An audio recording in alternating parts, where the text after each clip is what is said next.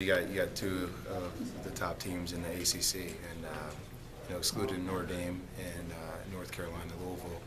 But you have the elite of the elite, and it's going to be interesting to see what kind of pizzazz Duke comes in here tomorrow after what's occurred with them losing Rasheed Suleiman.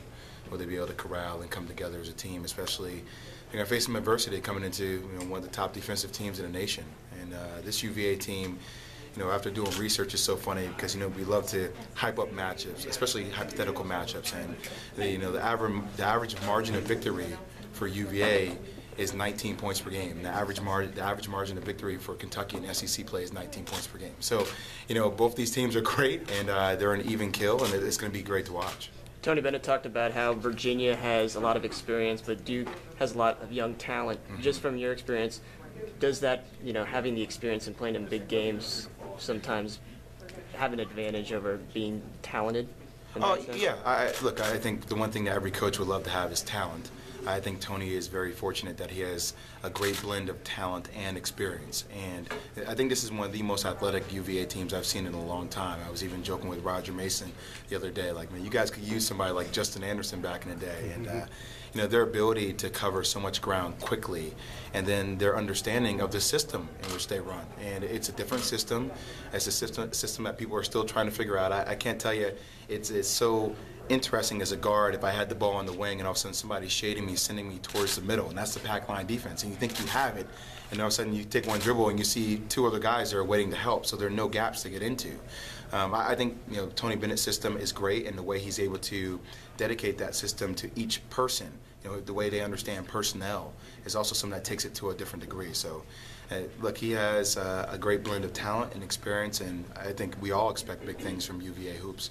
What do you think of the job he's done in his time just building this program? Well, first off, he's amazing. His demeanor is so low-key. Obviously, he has a ton of fire and passion, and I know a couple of guys have joked around comparing him to Brad Stevens because they kind of have the same kind of mantra on the court with the way they work the game. But I think he's done a brilliant job with this team, and he's recruited not only talented players but the right players. And I think in an age where it's difficult to recruit, and kids, all these kids want something. These kids want to be treated like they're kings of the court already when they haven't achieved anything. And his ability to get kids to buy into something as special as this is really a gift. He's very talented. He's probably one of the most brilliant young minds we have in the game. Virginia and Kentucky obviously won't play in the regular season. If they met on a neutral court, how would you see that matchup? We're at hypothetical matchups. I love these matchups. It would be interesting. I think Kentucky has some advantages athletically with their size. I mean, we have 4 to 5 guys who are 6'9", 6'10", and taller that can serve as an advantage. But also, I think the pack line defense serves as an advantage for UVA because you're not out pressuring the wing, so it puts everybody in a position to get defensive rebounds.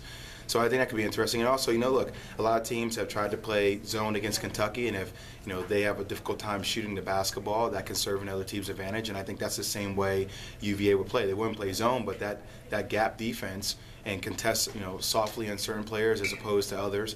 I think it could be a very intriguing matchup. And look, Kentucky is the most talented team in the country, but they are also a team that can be beaten. And that's the beautiful thing about college basketball. Talent doesn't always beat teams who understand how to win. With how UVA traps the post, how do you see that going for Okafor? They're gonna need to trap the post, especially tomorrow. Jahlil Okafor is one of the most talented individuals I've seen play at the center position in a very long time. And not only is he 6'10", 6'11", with great footwork, but he has incredible vision. He can see over double teams. So I think it's not only going to be the ability to double the block for them and to get him to move off the block, but once they have the double, how are you going to react? Is the opposite wing going to be able to pin down and stop Emil Jefferson from digging down, getting position on the opposite wing, or will he be able to control skip passes or have active hands to block some of those passes? So they're going to have their hands full tomorrow with a guy who understands how to play. But the one thing that is very difficult to teach that all of Tony Bennett's kids have a great understanding of is constant effort. And that's hard for a lot of these coaches to get across to their players, that you need to play hard every single possession. And when you watch them play and practice, the one thing I really appreciate about this team, on the outside looking in, people say, oh, UVA, they're a bunch of nice guys. And they are nice guys, but they have edge to them. I mean, they're talking to each other in practice like they're competing in a game. And I think having that edge takes a team a lot further than just having a team of nice guys who play hard. Jay, what are your memories of Charlottesville? Hate it. You know, we were joking around. We were in the back, and I think my overall shooting percentage in Charlottesville was like 15 for like 56. It was horrible. And this place was always, you know, we didn't get a chance to play in this new arena, but you know, U-Haul was always a very difficult place to play, and their fans are always outrageous and crazy, and it brought the energy, and you know, their kids always played hard. And plus, you know, Chris Williams was always a difficult matchup for me because he was taller, he was athletic, and he can use his length to bother me. So not great memories for me here, but I look forward to making better memories as a part of game day. So it'll be good. What would you say is the biggest difference in you obviously played the game at a pretty high level. Thank you. Well, I'm not going to hide from that. What's the biggest difference in today's game from when you were playing the game? I would say one of the differences is that, you know, kids are so nice these days, and and I think a lot of it is a trickle-down effect from what you see in the NBA. You know, when you see LeBron James, obviously a great player that a lot of kids emulate. You know, when you see him after he loses a game to D Wade on Christmas and he's smiling with D Wade, laughing after a game, I think kids pick up on that kind of personality trait. And you know, for me, it blows my mind if one of my players fell on the floor, I'm not going to let somebody from the opposing team extend a helping hand to pick my player up. That's my job. That's my teammate. And I think teams need to have that edge. And one of the things I watch a lot of teams practice, you know, watching them practice, UVA has that edge. They have the edge where this is our family, this is our house, and we're going to protect our house. And I don't think you see that across the board a lot in college basketball. Jay, you went to Iowa State a couple weeks ago, and that was the first time game day had been there. Was there a certain buzz about being at a place for the first time, like you guys are here this week? There is. I mean, Iowa State was out of control. I couldn't hear myself think during our broadcast, and I have a feeling it's going to be the same way here.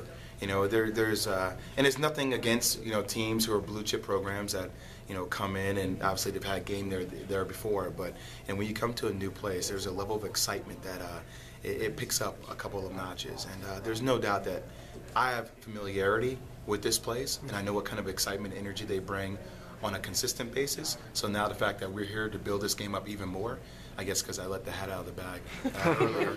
But look, I couldn't control my excitement. So if I can't control my excitement, I can't expect what the fans are doing. You know? What kind of backlash you get for that? Oh, yeah. I'm sure you'll see a couple good banter on air where guys, they don't like to tell me the future sites now because, like, Jay's going to spill the beans. I'm like, it was one time, and I got excited. So, but, you know, I'll tell you, as an ex-player who played for a team that's coming in here, I'm really pumped up for it. In a way, it feels like I'm about to play in this game. And I can't wait to see a great atmosphere and a great basketball game tomorrow night.